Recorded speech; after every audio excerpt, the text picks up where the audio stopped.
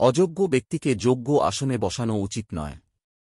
এই বক্তব্যটি আমাদের সামাজিক ও ধর্মীয় জীবনে অত্যন্ত গুরুত্বপূর্ণ। একবারের ঘটনা, একটি শহরে একটি বিচারকের পদ খালি হল। বিচারকের আসনে বসার জন্য সমস্ত শিক্ষিত ও মেধাবী ব্যক্তিদের মধ্যে আলোচনা চলতে থাকল। কিন্তু সেখানে একজন ব্যক্তি ছিলেন, যিনি অযোগ্য ছিলেন এবং তার শিক্ষার অভাব ছিল। তিনি কিছু প্রভাবশালী লোকদের সমর্থনের মাধ্যমে বিচারক হিসাবে নিযুক্ত হতে চাইলেন। পদ লাভের পর তিনি তার অক্ষমতার কারণে অনেক সমস্যার সৃষ্টি করতে লাগলেন। মানুষের মধ্যে বিচার এবং ন্যায় বিচারের অভাব দেখা দিল।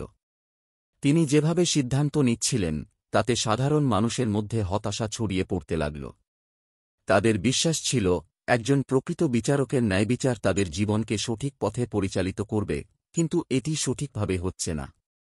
এমন অবস্থায় এক বৃদ্ধা নারী শহরের পার্কে এসে বললেন, আল্লাহর অশেষ রহমতের জন্য আমাদের মধ্যে একজন যোগ্য বিচারক থাকা উচিত। অযোগ্যদের দ্বারা ন্যায়বিচার কখনোই সঠিক হয় না। আমাদের উচিত প্রার্থনা করা, যেন আল্লাহ আমাদেরকে সৎ ও সততার পথে পরিচালিত করেন। বৃদ্ধার কথা শুনে মানুষ চিন্তা করতে লাগল। তারা বুঝতে পারল, অযোগ্য কে না হতে পারে, কিন্তু যোগ্যতা অত্যন্ত জরুরি। সার্বিকভাবে সমাজের কল্যাণের জন্য যোগ্য ব্যক্তি নির্বাচন করা উচিত, যিনি মানুষের অধিকার রক্ষা করবে এবং ন্যায় প্রতিষ্ঠা করবে। অতঃপর শহরের সৎ ও শিক্ষিত নারীদের একটি সভা হল।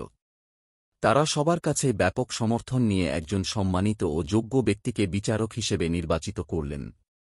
নতুন বিচারক এসে দ্রুত পরিস্থিতি স্বাভাবিক করতে শুরু করলেন। তিনি ন্যায়বিচার প্রতিষ্ঠা করলেন এবং মানুষের মধ্যে বিশ্বাস ফিরিয়ে দিলেন। এভাবে শহরের মঙ্গলের জন্য অযোগ্য ব্যক্তির থাকা উচিত নয়, বরং সৎ ও যোগ্য ব্যক্তিরই আসনে বসা আবশ্যক।